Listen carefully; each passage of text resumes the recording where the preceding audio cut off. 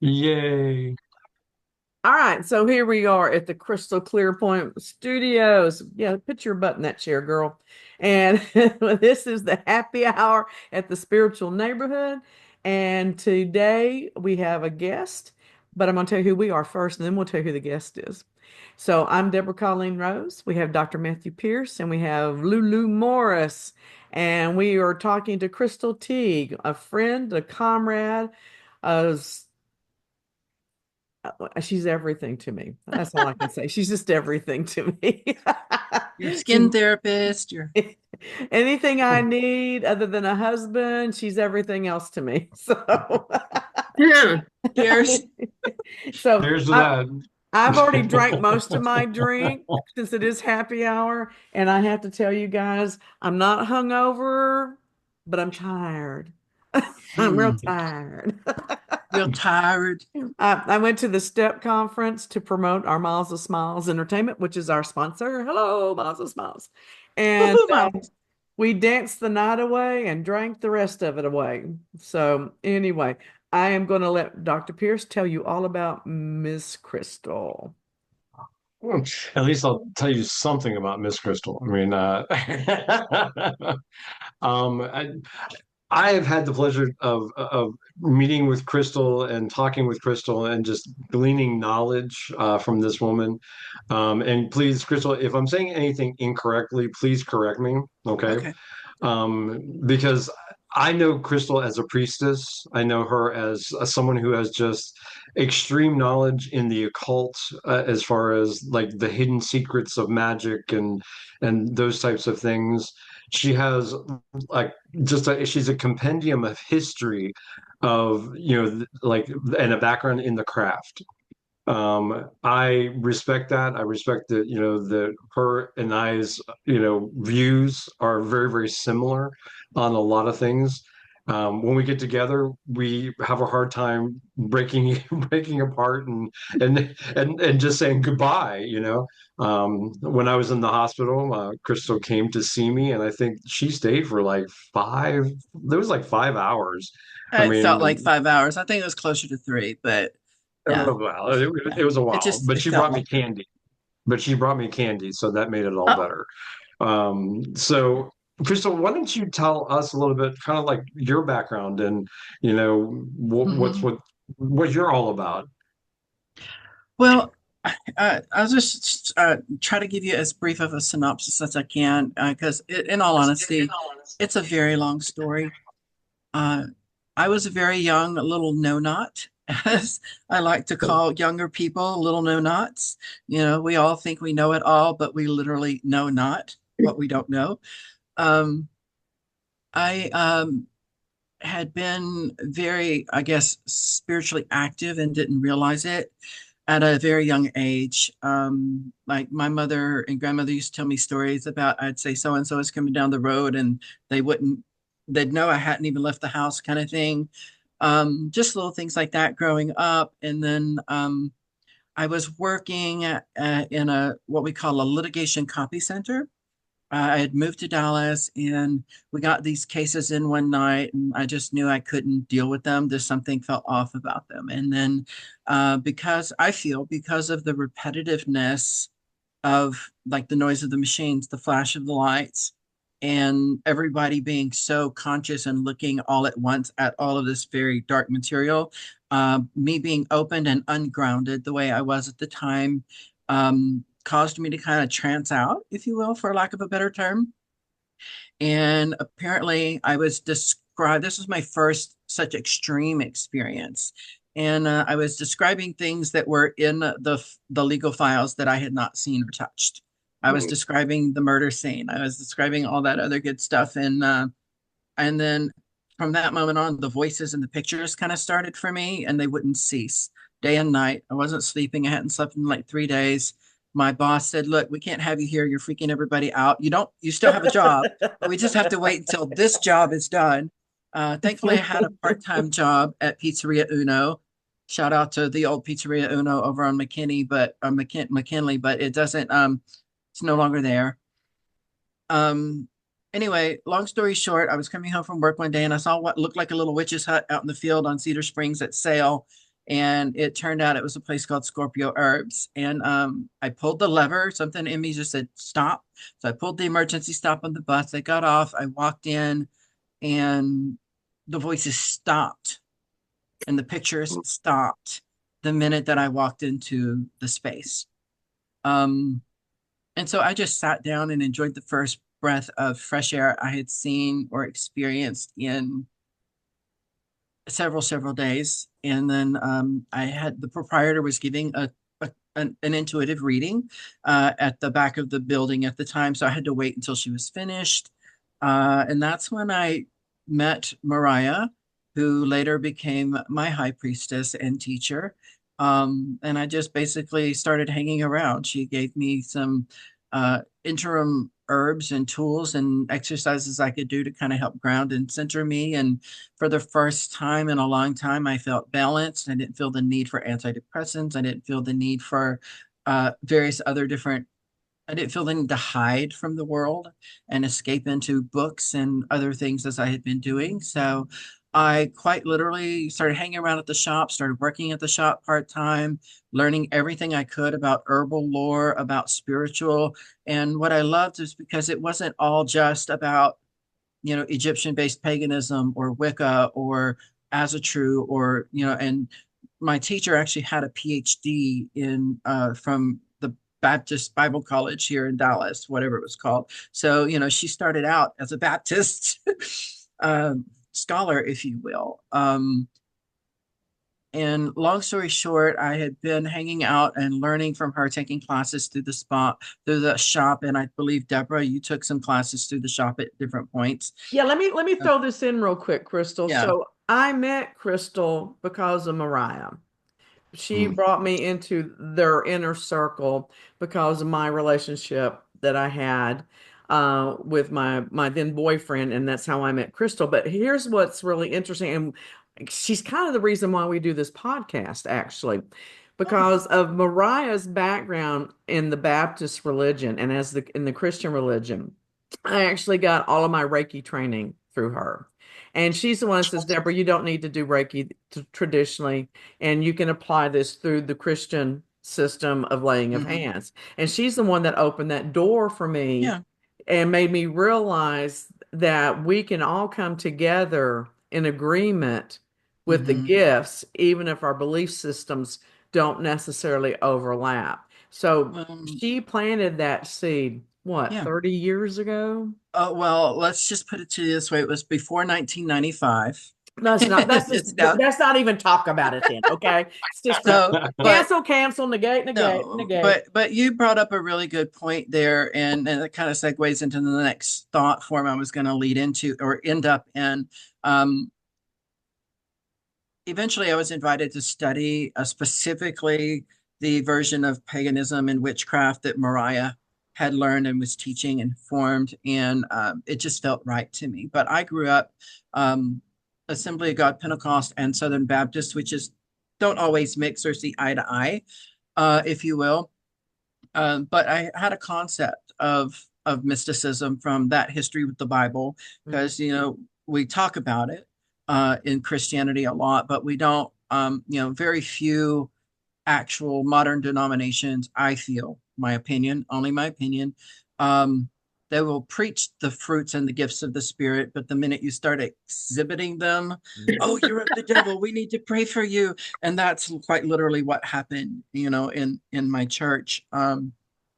As a young person, a very impressionable young person. So long story short, one of the things that, speaking of Reiki, that kind of one of the things I wanted to speak is how much we cross over in those beliefs and how we just call them different things, uh, you know, Reiki, hands up, Reiki is in my mind and in Mariah's mind, it was always really part and parcel of what you would call that Christ consciousness or that Essene waves that is spoken of in Christian mysticism. Deborah actually said something the other day when we were having lunch that, Uh-oh. to be a Christian is to be a mystic, and people don't realize that's what it is. And that set me off on Mm. a tangent, young lady. I just want you to know. Um, Sent you off in what? a tangent Oh, in my brain. So and down the rabbit hole, if One you of many in her brain. yes. So one of the things I realized in thinking after that conversation, Deborah, is something that brought me back to the lessons that I had learned a very long time ago, and that is, um, what Christians call prayer, we might call a spell. You know, what Catholics call a mass, we might call a ritual. You know, or an observance. Um, Absolutely. we share many of the same religious and spiritual holidays with Christianity. A lot of them were moved, for instance, to coincide with the forced conversions in Europe and that sort of thing, so that it would make it easier to kind of absorb those pagans.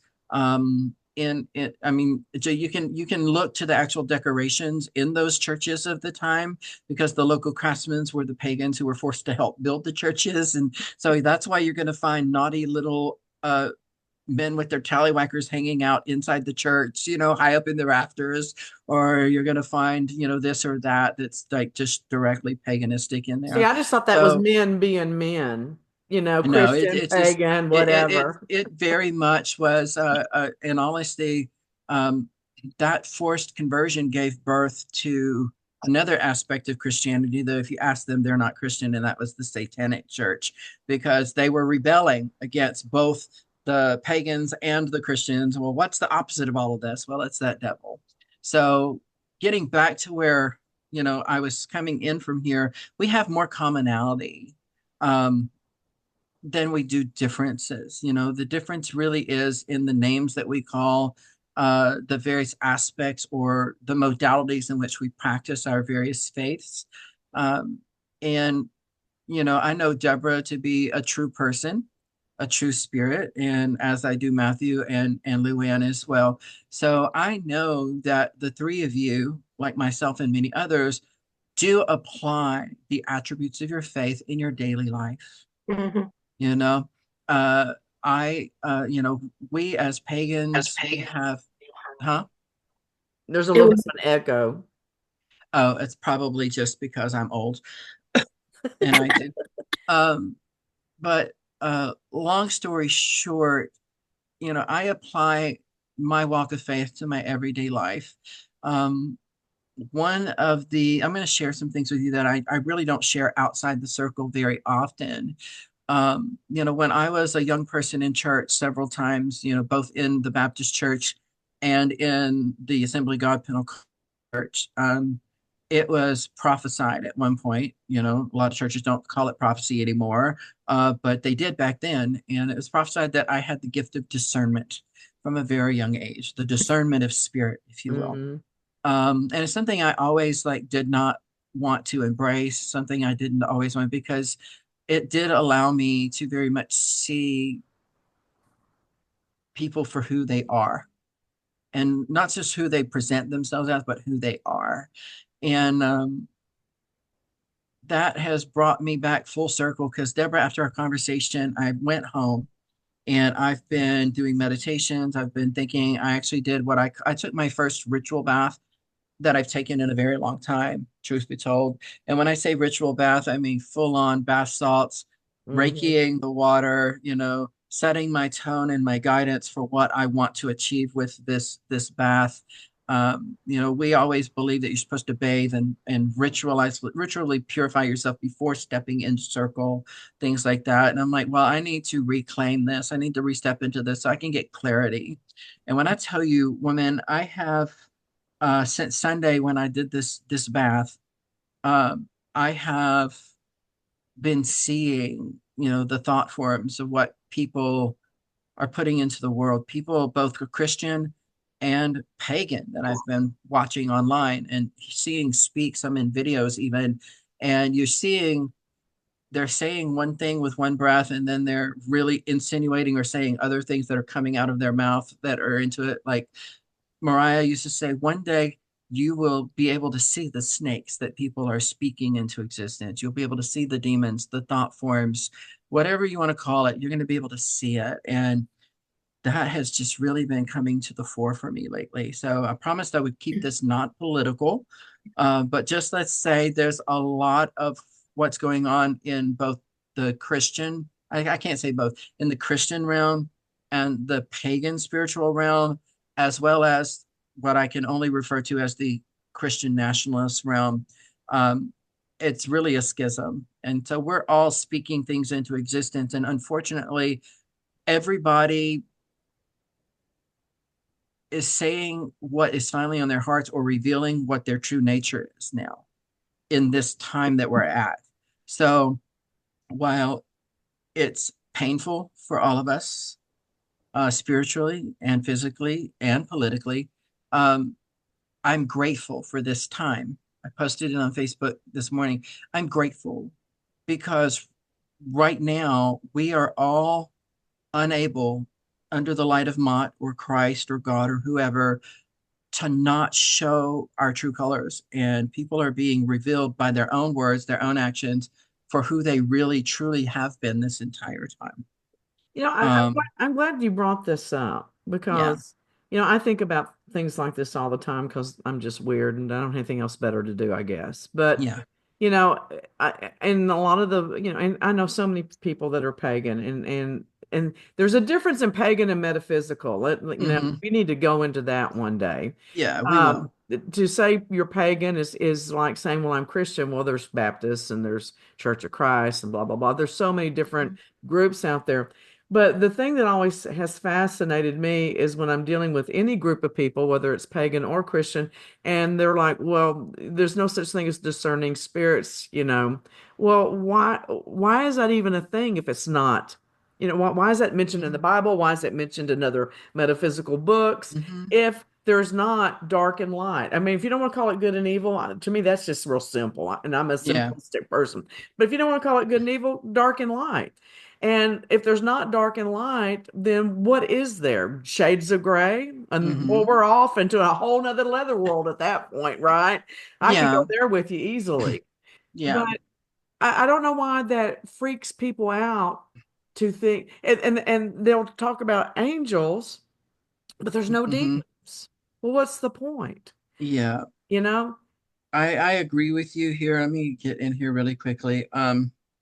I really kind of got off on a tangent there, as I sometimes do, but I really wanted you guys to kind of have an idea of where I came from and where I'm at right now. I was a little no-not. I quite literally joined into the group, and the traditional time in our particular walk of faith, as it were, is a year, what we call a year and a day. And sometimes it is a literal year and a day. Sometimes that year and a day can be 10 years, or it can be 6 months. But it's a metaphorical time nowadays in that for you to achieve, sorry, not only a measured knowledge attainment, but a certain amount of spiritual growth.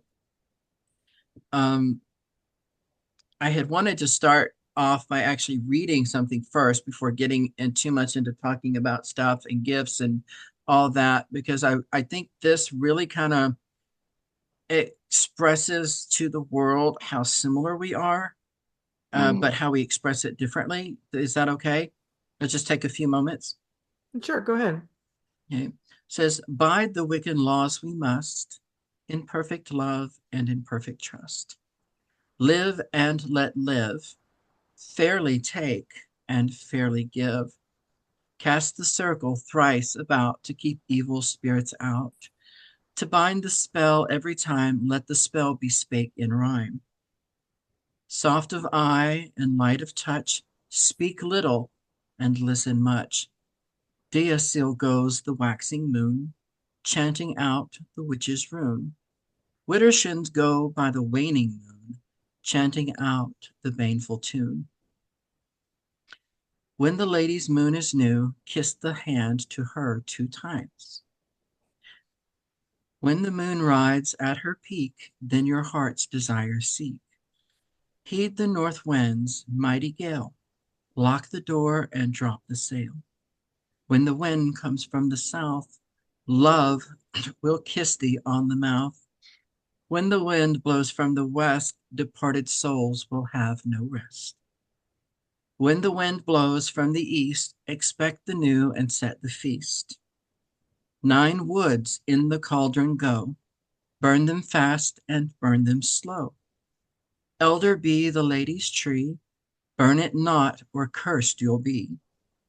When the wheel begins to turn, let the Beltane fires burn.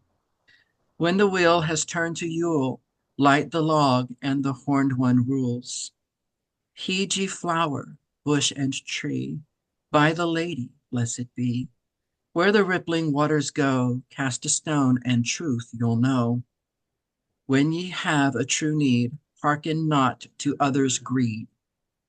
With a fool no season spend, lest ye be counted as his friend. Merry meet and merry part, bright the cheeks and warm the heart. Mind the threefold law you should, 3 times bad and 3 times good. When misfortune is enow, wear the blue star on thy brow. True love ever be, lest thy lovers uh, face to thee. 8 words the wicked reed fulfill, and ye harm none, do what ye will.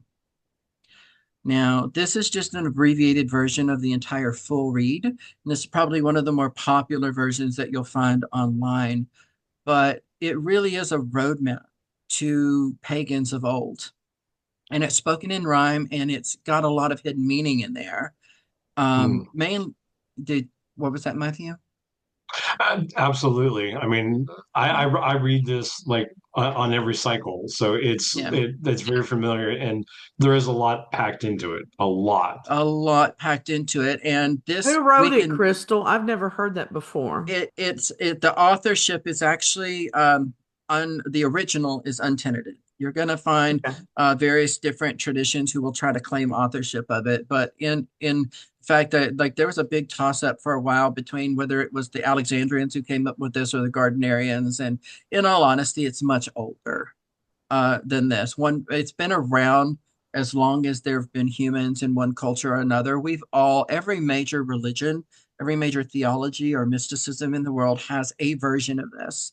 You know, the golden rule in the Bible. You've got the Psalms and the Proverbs in the Bible that basically tell you how to live. You've got, you know, from the Talmud and the Torah, various different like directions on how to live and how to conduct your spiritual practices. And the reason why this particular read kind of speaks to my heart is because it originally was not written down. It was not written down until like in the last century or so, 2 centuries, I think. Um, a lot of it having to do with the persecutions, you know, Hmm. witches or pagans, which pagan, you know, from our standpoint, this means other than Christian. So if you're something other than Christian, technically you are a pagan. So we keep it that simple, if you will. There's just different types of pagans. Um, when we look at um, this Wiccan read fulfill. There's another version that says, and ye harm none, do what you will, lest in thine own defense be. You know, so there's a version of it that says that. And that's because, you know, we literally had to go to ground. We had to hide. We had to hide who we were. We had to hide who we were in plain sight. There are extensions of this that we call the Wiccan or the witch's law or the laws, if you will. Um, and most of this knowledge was handed down verbally, much like early Christian stories of Christ and his Hmm. disciples, because those things were hundreds and hundreds and hundreds of years past the advent of Christ when they were written down. So we know that none of the actual disciples wrote that. You know, they were just attributed to the history of that person mostly. So a lot of what we have now that we know as pagan canon, if you will, just like there's Christian canon. Uh, it was finally written down in people's personal journals. They're books of shadows, if you will, that were hidden. At one point, it was determined we all had to destroy everything and it could only be passed verbally. There were rules on who could communicate between groups, things of that nature. And so much of what's going on in the world today reminds me of those times. Um, and Well, let me interrupt you for just a Mhm. Go second ahead. because I won't Yeah. be able to get it out of my head if I don't ask. So I listened to that and it was beautiful, in my Mhm. opinion. Yeah. So if a non-pagan person were to read that or listen to that, what in the world do you think they could object to? There's one thing in there that I would object to personally because of Hmm. who I am and my personality. Okay. But just as a guideline for living a good life, play devil's advocate here for a minute. What Hmm. would what could someone say, oh no, that's wrong or that's not right? I mean, I didn't really hear anything. Yeah. So tell me. And well, in all honesty, personally, I don't see anything wrong with it or anything to object to in it personally. And bear in mind, when I first came into this path, um, this was all new to me. Mm-hmm. Uh, However, when I read through this, both the short version and the more fuller long version, I found so much similarity in the lessons and teachings of Christ, if that makes sense. You know, now, granted, I also grew up in a rural farming community, so a lot of this also reminded me of things that you would see in your annual farmer's almanac with Right, the phases of right, the moon and the different trees and the times for planting. Like literally, we can get from this everything that you would get in your average farmer's almanac or spiritual guidance from this little thing, because everything has so much hidden meaning in here, and it was purposely had to be hidden and interpreted in some ways, much as the Bible is interpreted by the pastor these days. right, right. Um, Now, I'm curious though, what part did you feel would have been? Well, I thought we had talked about this before, but maybe we haven't. But this just goes back to who I am. And you know what? I have the same knee-jerk reaction to the way Christians pray as well. Yeah. And it's when anyone assumes to make a decision about what's in my best interest. So when it says Hmm. do what you do but harm none, okay, how do you know Hmm. what's going to harm me and what's not? So stay out of my business. Hold on. Wait, just a second, just a Go second. ahead. But This you and see. but see, when someone prays and they go, let's pray to God that this person be healed, you don't know what that looks like for that person. And you don't Hmm. know what God's will is. So when I'm talking to other Christians, I'm like, don't pray like that. You pray that God's will be done. So Well, that's my objection. yeah. Well, here, maybe if I explain this to you or share my thoughts on it, you'll understand where it's coming from, at least from my viewpoint. And ye harm none, do what ye will, right? Yeah, that just And freaks it, me out. I'll be yeah. honest. Well, here's the deal though. Who are we to determine what is harm for someone else? Exactly. Who are, you know what I mean? Exactly. So, what this verse is meant to do is do exactly what you were talking about right there, Deborah. It is meant to make one stop and consider not only their deeds, but their words and even their thoughts.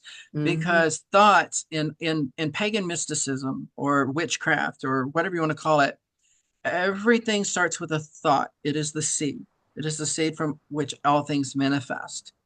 And then by speaking on it, we are putting it out into the world, breathing life into it. In Jewish mysticism, this would be the Aleph Shem kind of thing, that breath of God, breathing life into it. Right. So it really makes one stop and think, if one is really following the read and the path, what harm do we do as healers, especially in my tradition, which fashions itself as a healing tradition? Um, you know, you have to weigh the possibility that if you're lighting a candle for someone, here I am learning all of this stuff and learning that, okay, you don't work magics for anybody unless you're sending it to their higher power or their thought form, their deity, what have you. That's how I was taught.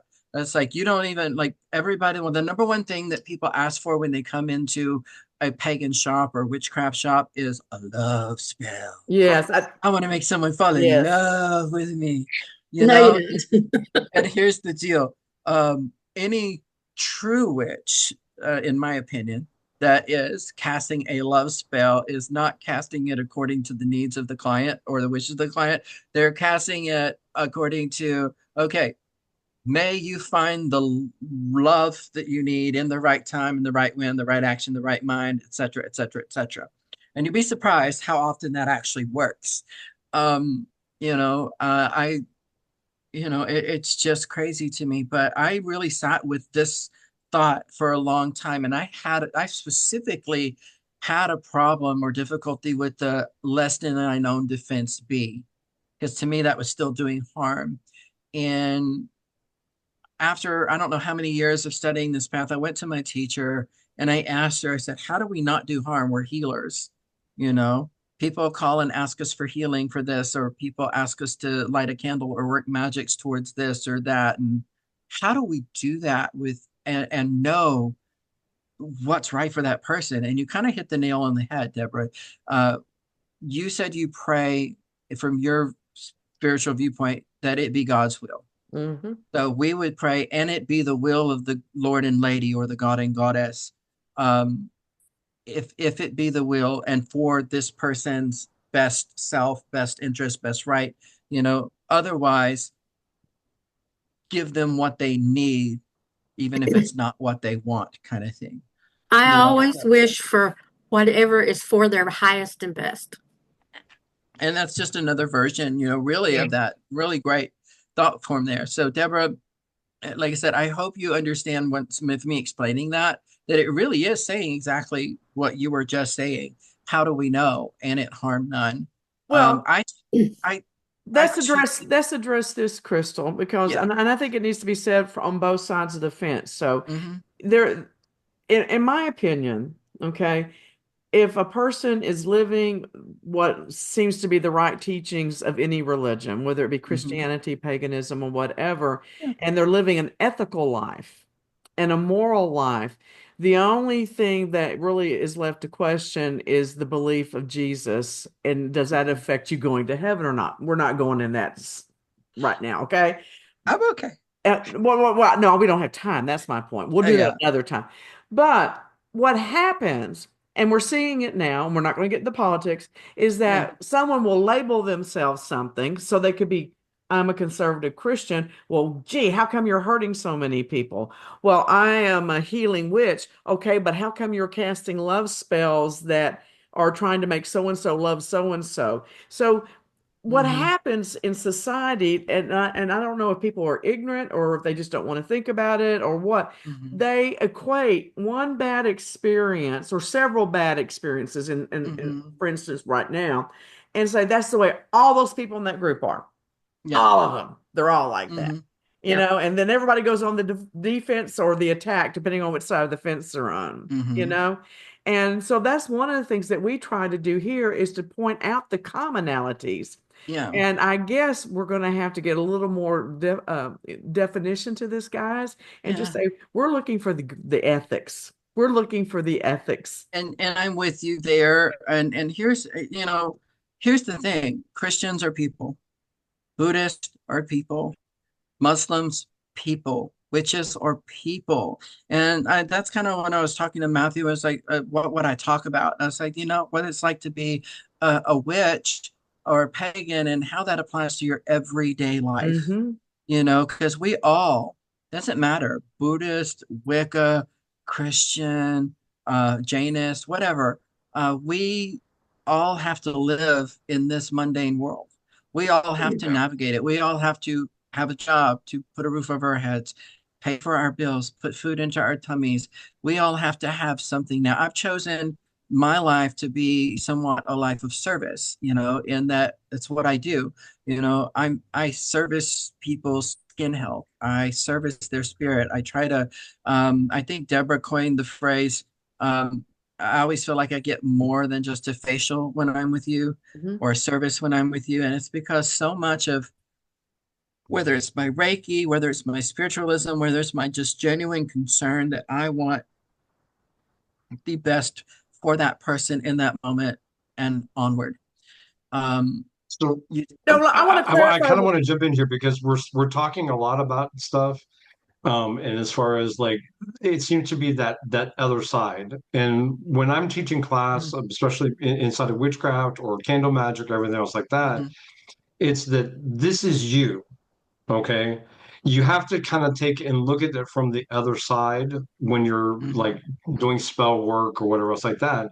And when I say do no harm means to look at yourself first and see, Exactly. am I doing this from a perspective that Mhm. I have something that I need to work on? Yeah. Because I can guarantee you almost 99.9% of the time that if someone's saying, I want to do a love spell, it's because they're lonely. They've had trouble in the relationships. They're longing for Mhm. attention, et cetera, et cetera. And at that point, I would say, no, don't do that spell. That Mhm. spell needs to reflect on you. Bring me knowledge. Bring me Mhm. the thoughts that I need to know that I am beautiful, that I am wanted and I am deserved, and allow Very that to much. be my light. Yeah, very much. I call it the empty cup phenomena, if you were. Um, you can't fill a cup that's full. You have to empty your cup in order to bring it in. And one of the things when you are working the spellcraft or in Christian praying for people, you know, um, you have to claim some type of, in order to be directly infested, if you're the one doing it and not sending it through God or goddess or universe or whatever, you have to in some way claim ownership over that person, their life, and their in order to directly affect them, which is why this any harm none do what you will comes into it so much for me, because I have to send it to that higher power, because anything that I do to somebody else or for somebody else, there's that karmic connection. uh, Ever mind the rule of three. Whate'er you do comes back to thee. So in this particular form of the read, you are whatever you do, you're sending out to the universe, whether it's to the universe or to a person, you're doing to yourself three times over. So that then gets us into the thoughts, and I call it almost like a cosmic marble game when I'm trying to decide. If somebody asks me for prayer or somebody asks me for magics, I literally sit down and I run what I call the cosmic marble game in my head. If you've ever played marbles or seen marbles played, you know that you're controlling your marble. That's all you control. And you're throwing it into the midst of all these other marbles. Well, what are these marbles? Well, these marbles represent for me every person around me and around those people and around those people and our little spheres of who we are and what we do, and how every move that I make with my marble, how does it impact on this marble, and then what's the reaction and how does that then impact that marble. It's almost like when you drop the rings in the pond in two different places and you see how they intersect. It's all commonality of the same thing. So for me, it's kind of like what you were saying there, Matthew. What do I get out of this? What's coming to me for this? What do I need from this? There's a truism in healing and in magic that what you are doing to others, you are also doing to yourself. What you are doing for others, you are doing for yourself as well. And I think the real difference where that ethics comes into it, Deborah, is, are we doing for others because we genuinely want to do for others, or are we doing for others because of what we expect to get out of doing that good deed? Okay. I And think that's really, in fact, I was just working on a blog article about that, not using quite the same verbiage, but mhm, along those lines. The other thing I find interesting, and I hope I say this well, is mhm, that you can listen to a group of people and you listen to their dialect or their verbiage over the mhm, years. I mean, 25 years ago, maybe 30 years ago, you would never hear a conservative Christian say the word karma. mhm. Oh, that's karma biting them in the ass. Yeah. Now that is such a common phrase, and I'm just using this as an example, that you hear it across the board in all religions. Now, Mhm, is there anything wrong with that? I don't know, and I don't really care. Okay. But my point is that do, do you know yourself well enough to know what that really means to you? And do you believe it? Or has this just Mhm. become something that's normalized because you hear it and see it and all this other stuff so much? And I think a lot of issues come up between different types of groups because they forget who they are and what's really important. Yeah. I had a conflict last year, and somebody was really harping on that person that I felt didn't do right to me by Mhm. me. And I said, look, you cannot talk that way because it's negative, and you can't spread that negativity. If you can't say anything nice, don't say anything at all. I Right said, there.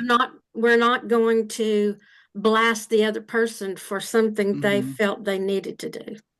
Yeah. I'm with you there on that. Speaking of, you were saying that concept of Christians using the word karma. And what is their concept of karma? It's not a very well known fact in this day and age, but early Christians actually had a concept of karma and reincarnation. In fact, the concept of the reincarnation as karma is still actually practiced in modern day conservative Jewish thought forms in the Yes. Yeah. Kabbalah and Orthodox Jewish faiths and things like that, which is the faith from which Christianity kind of sprang, at least from our modern day perceptions of it. So they really did have a concept of karma, and you see that in modern day Christianity, in that phrase from the Bible, where it says, "Ever mind the rule of thee, what you do comes back to thee." In Christian Bible, that would be, "Judge not, lest you be judged accordingly, or lest you be judged likewise." Exactly. Because if you're going to be judging other people and doing under other people, God's going to judge you back just as much, Well, or not even likewise. In one version, I saw it was likewise, and then the other version was accordingly. So right. when I look at likewise, that's kind of like tit for tat, eye for eye. When I look at accordingly, woo, child, God's gonna get you. Yeah, yeah, because you Um, got to look at intent, you got to look at results, all this stuff. So, Yeah. So, correct me but if I'm wrong, but mhm, because I am not a proponent of karma, I'm a proponent of consequences. Okay, mhm. and there's the huge difference in my Tomato to mama, tomato no, they're tomato. different. Because if you believe in karma, it's hard to live in grace in my world. Okay. Yeah. Okay. So, but doesn't karma really mean that it's not, you don't get karma off of one instance. You get karma off of a lifetime. And then when you are reincarnated, that determines how you come back and what you're reincarnated as. Isn't that really what karma is? That's one particular tradition or group of Eastern traditions concept of karma and reincarnation. So not everyone that believes in karma or reincarnation believes that it will determine how you come back. Like there's some sects, sects, like I have to clarify that Oh, because thank you. dentures slip. There are some sects or denominations, if you will, that will believe, yeah, you could come back as a fly or a gnat or, a flower. And then there's others that believe you're just coming back, like in most modern pagan witchcraft circles and Jewish circles, even, you are visualizing. I thought I turned that volume down. Oh, God bless it. I'm gonna call her back. I guarantee you she's canceling. Anyway, But long doesn't that story. mean, though, Crystal, Yeah. doesn't that mean that probably 75% of the population is using the word karma incorrectly? Well, most people who use the word karma don't understand what karma is for them, much less for anyone else. Got it. So, karma, in a nutshell, regardless of which thought form it is accumulative. It can be one instance, depending on the severity or intensity of that incident, but most thought forms, most traditions view it as an accumulation, an accumulative effect throughout your life. And in most pagan or witchcraft eras, it's looked at as, when you come back in this next life, you're either going to come back where you're at or below where you're at because you failed your lessons, or if you did learn your lessons, maybe you'll be in a little bit better position in life than what you were before. Got it. yeah. Okay. If Can, that makes can sense I, to I you mean, at can all. I make a, tell a Yeah. story because I think this points out exactly like the karmic type, whatever. Because I Yeah. was married to a gentleman from India, okay, and he told me right up front. I mean, I am from the Brahmin class. Mm-hmm. We're up here, okay. Anything down below that, they don't matter, okay. Mm-hmm. They've come into that karma. They did that, but I'm at that Mm-hmm. end where that my family and Yeah. myself, we are Brahmin. And so I went to a Diwali Is that the white festival, cord? little festival. I'm sorry. Is that the white cord, the white necklace, the white string, the Brahmin? I don't remember. I don't It's been a remember. minute. I It's know like it's supposedly been the a minute highest, too. highest caste, if you were. Yeah. Yeah, it's the highest gas. So we walk into Diwali, and this is in downtown Dallas. I mean, there are Mm-hmm. thousands of people in this hotel that they've Mm-hmm. rented out to have the Diwali celebration. And from what he was wearing, like in his garbs and his robes, I don't remember the tassels or anything else like that, but they instantly knew that he was Brahmin. Okay. Mm-hmm. And so he was ushered into the best places to get it. He was ushered to the front of the lines to get food. He was like Mm-hmm. ushered, he was the first person to get honey from the gods. He was like Yeah. all of those things that started happening. And then what happened afterwards is like the older people would start bringing their sons and daughters over to him to just talk with him. In hopes that that good karma would rub off. Yeah. It's Exactly. like people in the It's church hang out with the deacons and with the pastor because they hope that divinity will rub off on them, right? I hope And they don't rub off on me. no, seriously, and it's like, and like in the Catholic and Presbyterian and Episcopalian churches, you've got the miters and you've got the sashes. So, like most religions and cultures, people. I once asked somebody who has a very little known, how do I know if somebody's a high priestess or not, or a high priest or not? And the response that I got was, you will never have to ask if somebody is a high priest or priestess. You will just know, and they will never have to tell you that they are a high priest or high priestess. But in all honesty, there really is. There's a cord and tassel system in modern witchcraft and paganism that goes back hundreds and hundreds, and I don't know how many hundreds of years or thousands of years. And that really is, that's how you would identify one particular coven from another, is the color of their robes or the color of their cords. You would be able to tell what type of rank somebody is within that coven or that spiritual group by the color of their cord and the color of their tassel. Okay, If you I were got a to high jump in priest, here right now, though. I've got to jump because something just hit me yeah. smack dab in my forehead. So I was reading a newspaper article yesterday that was talking about how the United States is creating its own caste system because of the politics. Mm-hmm. I know I said we weren't going to talk about politics. Well, I can't help myself. but we've always had it, Deborah. We've always had a caste Well, that was system. my point. It But just hasn't been as overt. yeah, it's just, but now it's funny because it's just so much in the face. But Mm-hmm. everybody has a caste system. As much as we like to preach fairness Just and look at high school. solidarity and equalness, well, there's always a caste system. But the irony that hit me smack dab was that we have a caste system that's being overtly crammed down our throats by a group of people that identify as conservative Christians, which is directly opposed to the teachings of Christ. Because Well, Christ loved the murderers and the whores and the tax collectors that are all now getting fired, by the way. yeah. And, Well, here's the deal with that. Like I said, we've always had that caste system. It's always been kind of sort of unspoken in many areas here in the United States, and most cultures will have it. Um, in some way, shape, or form. And in fact, like I said, there is one particular small, I don't know if it's a small proponent, but there are certain people who are like in the financial aspects of the stuff that's going on in America right now.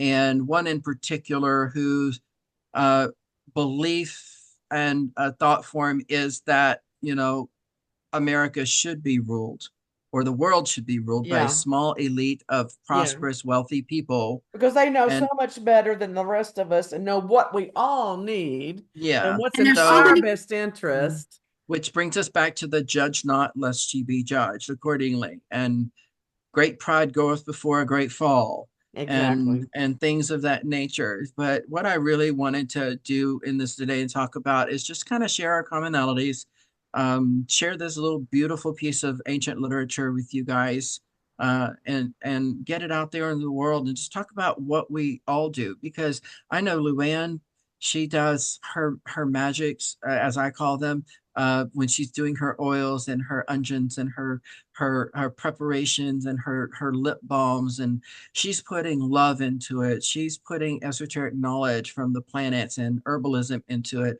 Deborah, when she is just talking to you about things, well, she's pulling energy from here and energy from there and all these different realms and trying to put it all together for you and get you what you need. And Matthew is just this beautiful, loving spirit who's like this knowledge from all these different places, and again gives from the bottom of his heart to everyone and everything that he has. And I see that with you guys, and I don't see it with a lot of people in this world today, right now. Mhm. And I do see it in some, and I hadn't really thought about, when Deborah said like, I feel like I get more than a facial with you, or like when my clients, when I used to work in Highland Park back in the day, would say, "Oh my God, I've never had a facial like that. It was more than just a service, it was more than, I feel like you healed me today," kind of thing. Let me And tell people why I oh, say okay, that. They need to all right, know why I say that. First of all, it is a wonderful facial. I mean, you can't go wrong with that. All right. Second yeah. of all, it is an energy healing because there's so much love and care and consideration and consciousness that comes out of Crystal when she's looking at your face and analyzing your skin. She's seeing not just the skin and what it's doing and what it's not doing, but how it's affecting your psyche, how it's affecting the way you feel about yourself. And she's trying to love you through that process of either this is what we'll do to fix it, or you're going to have to accept it, girl, and we'll get you there one way or the other. Now, for me, I'm not promising that everyone will have this experience. Mm, I like to have out of body experiences.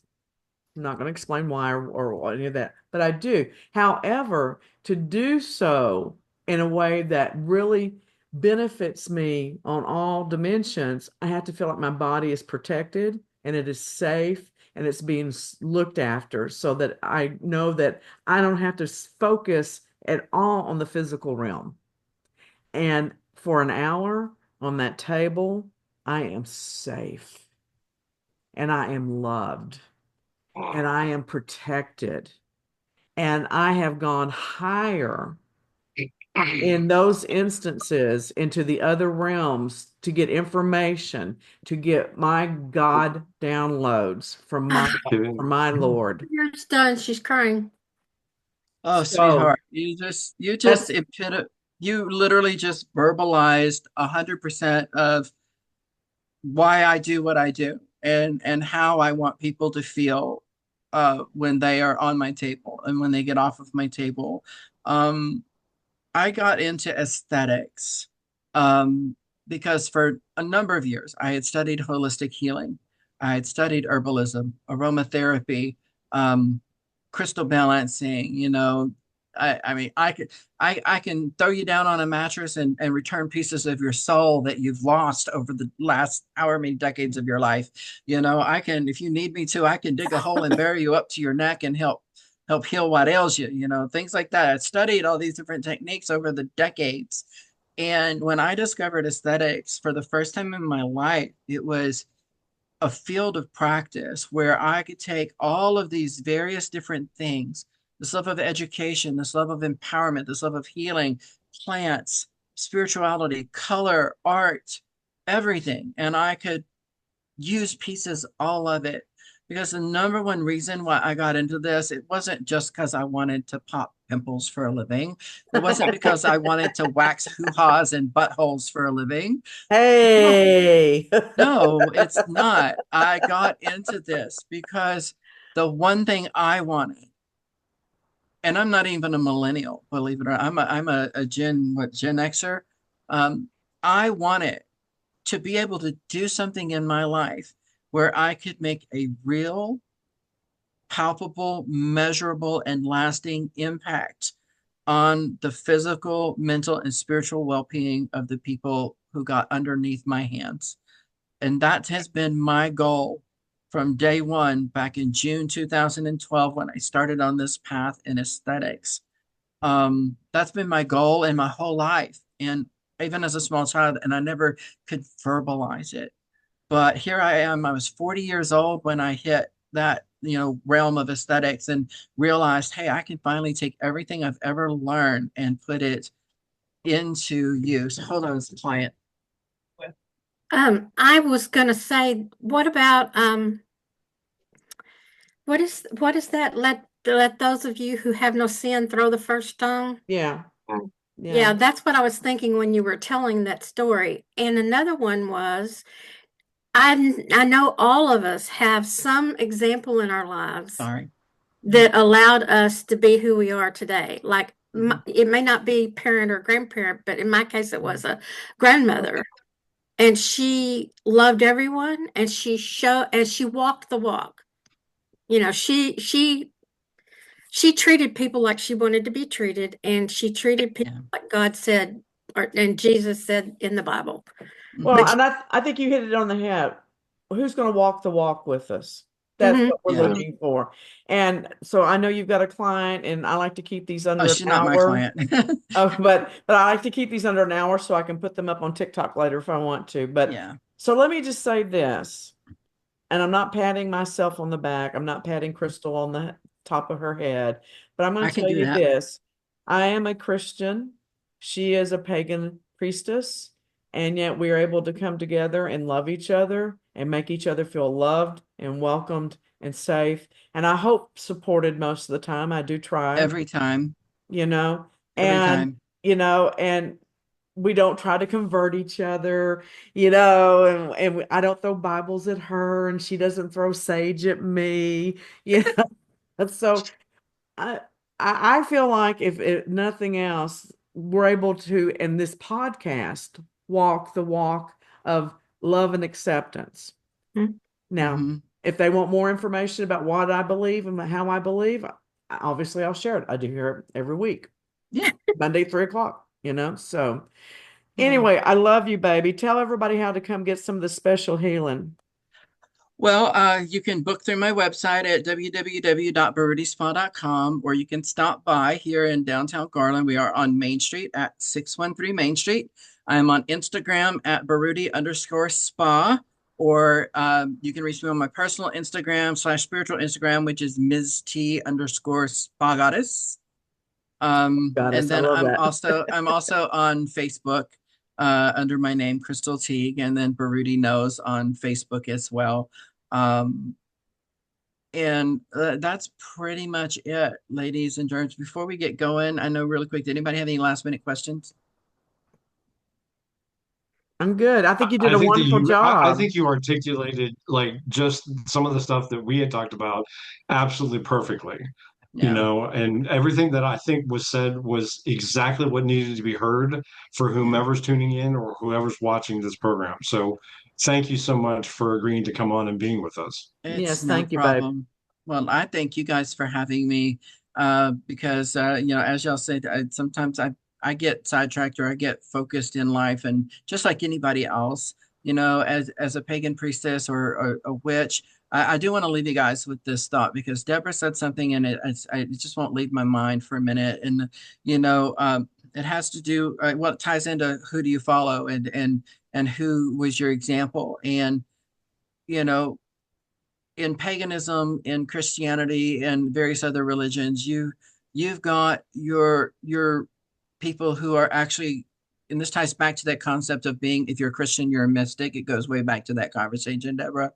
Um, but I was thinking about it, and I was like, I think yes, if you are seeking Christ and you are seeking to be Christ-like, then you are a Yes. mystic. But I think right now, what we have in paganism and witchcraft and Christianity, many other world religions right now, is the concept of, um, or is a lack of the concept of people who are true seekers. Yeah. Hmm. There are Yes. true believers, Hmm. There's a difference in my mind between a true believer and a true seeker, because Christ was a seeker. He wasn't a believer. Christ was a seeker. Buddha was a seeker. Allah, Muhammad was a seeker. You Yes. know, all these great religious figures that on all these religions that we look at, they were seekers. They weren't autocrats. They weren't people who demanded that you do things a certain way. They led by example. They taught by life experiences and sharing that in the form of parables, stories, verbal histories. That's who they were. And in modern day times, you have people in not just Christianity, but pagan and all faiths of world right now that are going, I am the only word that's the way. You know what I mean? Um, and you've got people that I think have forgotten that there are other people in the world with different thoughts and feelings and different lived experiences. And I think if we all sat back, really talked, like Deborah and I talk, or Luann and I talk, the few times I get to talk to her is here these days, or Matthew when we talk, if people just really sat down and how does it say here? Let me find it in the thing here. Speak little and listen much. Hmm. And You listen know, with your spirit, not your ears. yeah, and listen with your heart. And I think if we all did a little more listening, a Sumerian priestess was very often quoted for when mouth is open, ears are not. Right. In other words, That's My, right. STFU. my grandmother used to say that, and she was Pentecostal, so it must be Yeah, right. it must be right, right? If grandma said it, it must be right. That's right. Well, thank you for coming on, sweetheart. And Dr. Pierce, why don't you tell people how they can find you? You can get a hold of me at MatthewAPierce.com. So MatthewAPierce.com, or email Matthew at MatthewAPierce.com. Well, that's easy, isn't it? Yep. So, oh, and let me just say this real quick. I'm real proud of us. Matthew and I just published a book together. It has Yay. nothing to do with our podcast. As y'all know, Miles of Smiles is our sponsor. We're an intuitive entertainment company. And because we saw a need, we wrote a book on the basics of event planning that also cover marketing and all the legal snafus you can get involved with. So you can find that Cool. on Amazon. So And start pushing it at all your party planning meetings. either that or I'm going to start throwing it at people that don't do a good job. So, all right, Luann, tell us where to find you, babe. Email me, Luann, Luann, at ancientherbalapothecary.com. There you go. And I'm Deborah Colleen Rose, your private investigator, your spiritual coach, your handwriting therapist, and your intuitive entertainer business owner. And you can get me at deborahcolleenrose@gmail.com. And so this is the happy hour in the spiritual neighborhood. And we will see you guys again next Monday. Bye We now. love you. Bye. Peace, love, and hair Love y'all. grease. Hair grease. Oh my gosh, I'm Yes. going. I'm leaving now. You Bye. ain't heard of that? Peace, love, and No, hair grease. no, bye.